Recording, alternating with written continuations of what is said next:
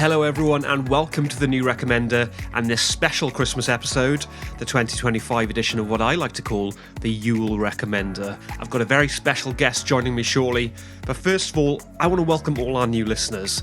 The data says that almost 50% of the Star & Swindle's audience were TNR virgins, so I hope at least some of you stuck around, and let me assure you there's a lot of New Recommender content to dive into, and I'll get to a bit more about that when I speak to my guest. Secondly, I want to express my sincere gratitude for the compliments and messages and everything that's happened in the wake of the Star & Swindle going out. I'm seeing it on lots of year-end lists for Best Podcast, and it's not anything I could have predicted.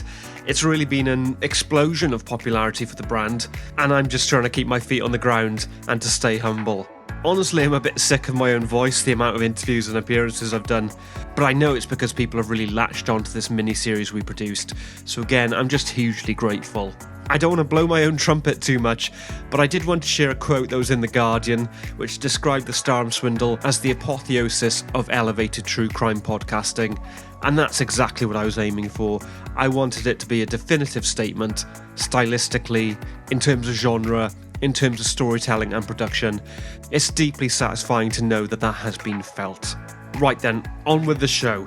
I'm off on holiday for the next couple of weeks, so I'm recording this intro before I speak to my guest, but I just know it's going to be a good time, because this person is an old pro, a raconteur, and has appeared on more than a couple of my podcasts before now. So without further ado, here's the Yule Recommender with none other than the narrator of the Star & Swindle himself, Jeff Roberts. Jeff, good to see you. Good to see you too, pal. I don't think I've seen you since we recorded the Swindle narration, have I? Not in person, no. Actually, not visually either. I don't think we've done a Zoom or anything. It's all been text-based. But yeah, how's things? Really good. I'm properly back in the swing of things now, up north. Been really busy, actually. So I'm looking forward to the break for a couple of weeks. Absolutely. I mean, it was just mad, wasn't it? Everything with the Star & Swindle. Right, yeah. I was talking more about work and moving house. But yeah, that as well. I was keeping tabs on it all, and it's gone down a storm, hasn't it? So, yeah, but, that's your baby, and you deserve the credit there. Thanks, but I know people love your narration and your contributions as a guest, so don't shy away from the limelight. Do you want to explain a bit about your new job? I'm back in the digital marketing world, back in the saddle. It's a nice role, 4 days a week, a bit of travel, and more importantly, it's a steady paycheck. Yeah, I'm enjoying it. And you mentioned you've moved house? That's right. So what happened was, sold the rights, the intellectual property related to Tray of Sunshine. This company called Global Snack Foods, they approached me and offered to buy out the name and the recipes and all of that. And after discussing it with my wife, I said yes. It wasn't a crazy amount of money or anything, but it covered the deposit on the new house, which was amazing. And that took the pressure off selling and buying for that matter. And we moved in at the end of last month. Everything's still in boxes, but that's fine, and yeah, we're in. Yeah, well, it's a shame about Tray of Sunshine because I know how much that meant to you, but on balance, I think you've made the right decision. And when you say you've sold the recipes, what does that mean? Does that mean you can't make them for yourself anymore? It does, yeah. It's a 360 deal, they call it. They've bought everything outright. But you know what? I meant to tell you, when I was clearing out the freezer for the move, I found 3 trays of the tiffin and flapjack with mulled cranberries and Christmas pudding chunks. One each, white, dark and milk chocolate topping. So yeah, which one do you want? Ooh, I'll have the dark chocolate, please. Fantastic. Great, I'll get that out to you.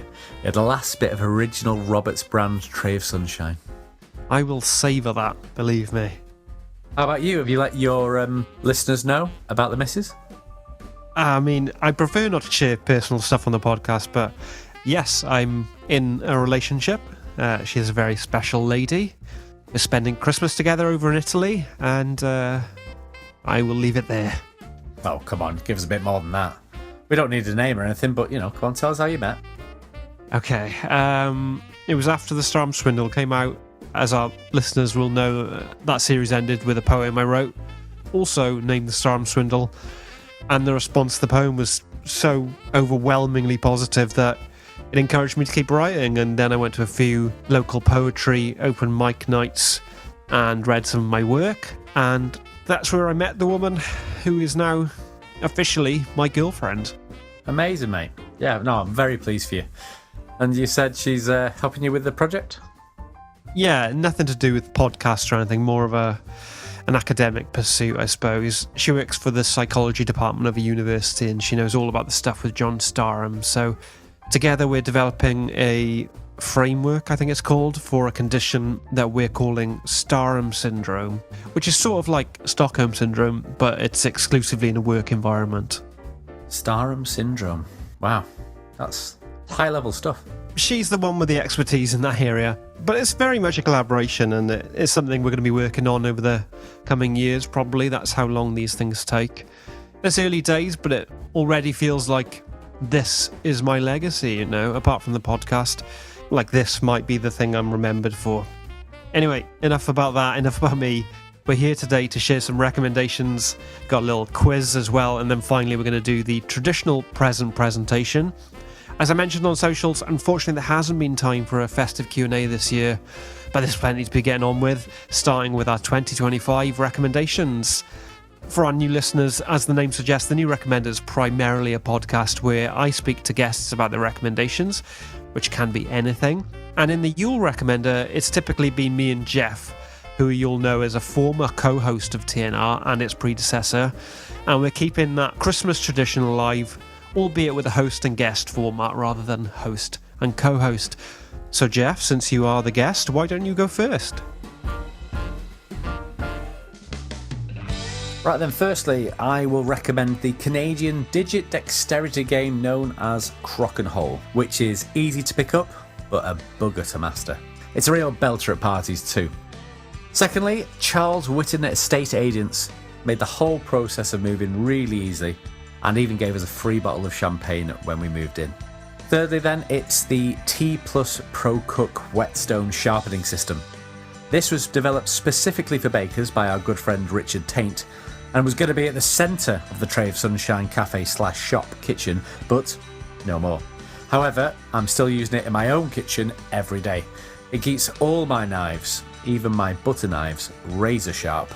Another winner from T+. Is that it? You don't want to go into any more detail? I didn't really have the time to prepare, sorry. Oh, okay.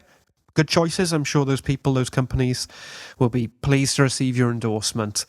And I will keep mine brief as well. Don't want to overshadow yours. My first recommendation is Pod Machine, which is a pro-level podcast agency and distributor. They took me on as a client in recent months. And if it wasn't obvious, the difference it's made to our reach has been nothing short of phenomenal. If you're serious about podcasting, if you want to do it professionally, not just as a silly thing to entertain your friends, then look no further.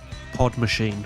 Second is a company called DPA Sound. This is a newly founded audio post-production company set up by none other than Dave PA. It's been a long time coming, and he's got it off the ground at last, and by all accounts, it's going very well indeed. He and his staff are incredibly busy. Oh, we're delighted for him, aren't we? Oh yeah, he totally deserves this. Once again, DPA Sound for all your audio post-production needs. And thirdly, I'd like to recommend poetry. Like most people, I wasn't a fan of poetry at all. I didn't understand it, and I certainly wasn't going to pay for it. But after discovering my own gift for the medium, I've begun reading some, partly for pleasure, but mainly for research, and you know what? Some of it is pretty good. Sometimes I paste a poem into ChatGPT and ask what it means, and when you find out, you go, yeah, I see that now, which is really clever.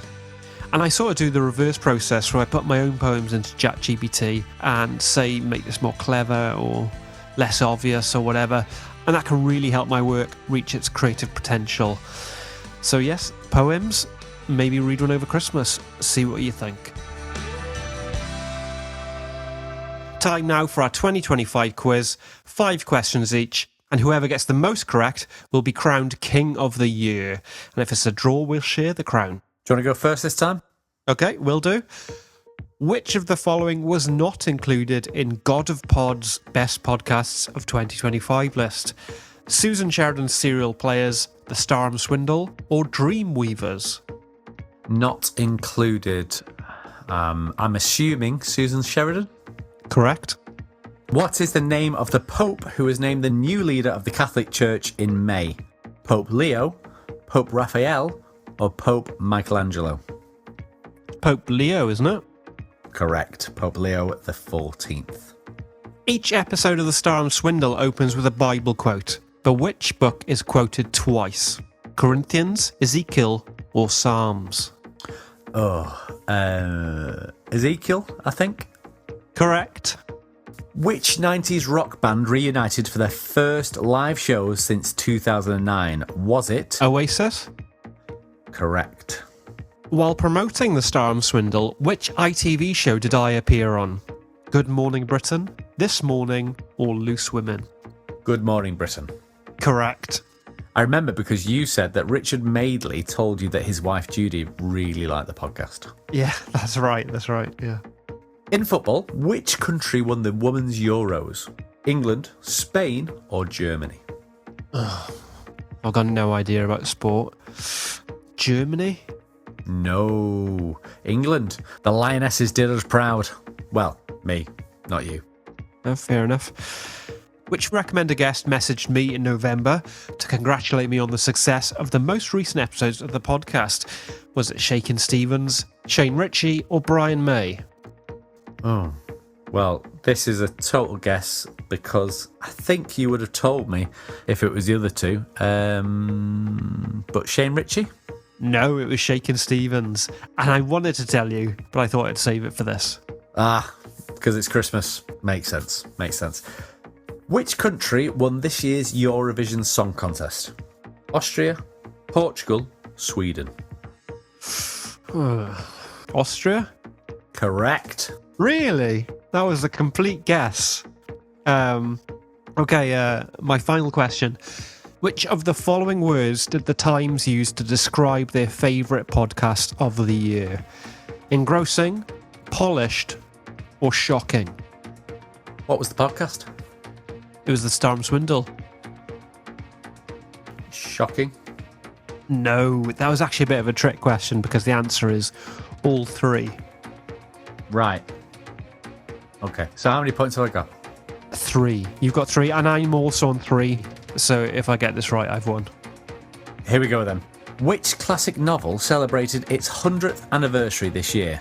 Of Mice and Men, To Kill a Mockingbird, or The Great Gatsby? Well, even though I'm a poetry person now, I'm still not really a book person. But I have seen the film, which I think was set in the 1920s, so I'm going with The Great Gatsby. Correct. Well done. Yes. Thank you. I hereby crown you King of the Year.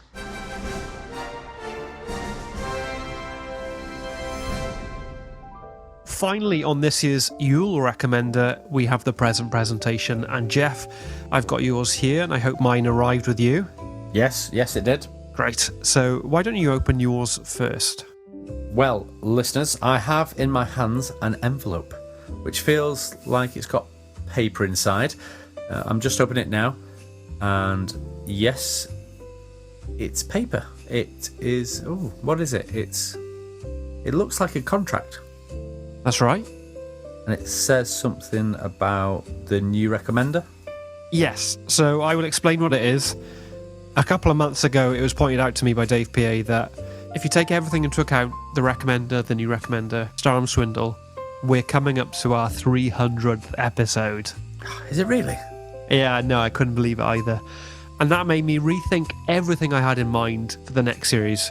Long story short, I'm putting the guest co-host format to one side, and I'll be using the next 5 episodes to celebrate the history of the podcast so far, and I'm going to call that mini-series Recommender Revisited, and then after that will be the episode 300 special. Sounds good to me. And what you are holding in your hands right now is a contract covering those episodes. I want you to join me for the next run. I mentioned this before I spoke to you, but so many new listeners came on board for the Swindle episodes, and those people haven't ever had the full Recommender/new Recommender experience, so I'd love to be able to give that to them, and for you to be there too. Now, you don't have to answer now or sign anything, but the offer is there, and that's my gift to you. It's a lovely gift, obviously, but there's a lot to think about, and I did say I was leaving at the end of the last series, and then I was back for the Star and Swindle. Yeah, but that was narration, though. That wasn't hosting. True, but I don't want people to think I'm going back on my word. Of course, but Jeff, I guarantee they won't mind. And what I will say is, for those 6 episodes, you would be a full co-host. You wouldn't be a guest co-host. There wouldn't be any disparity between us. And I feel like it could be a pretty special run. Anyway, no pressure. Think it over. I will. Okay, I'm going to open yours now. It's quite big, quite soft. Feels almost like a towel or something. Maybe. I'm unwrapping it now. It's black, sort of a faded black. Not a towel. It's Do you want to tell the listeners what it is? It's the jacket. It actually is. I don't get it. How has this happened? Well, I might have told a little white lie when I was a guest on the Star and Swindle, because Susan Sheridan did not win your jacket in the auction. I just happened to have a bit of spare cash thanks to the Tray of Sunshine sale, and the minute I saw the listing, I said to myself, I'm getting that. This is the single best present I've ever had in my life. Well, I hope so. The amount I paid for it. Sorry, my head's gone. This is Thank you so much. And everyone else, Merry Christmas. Merry Christmas, everyone.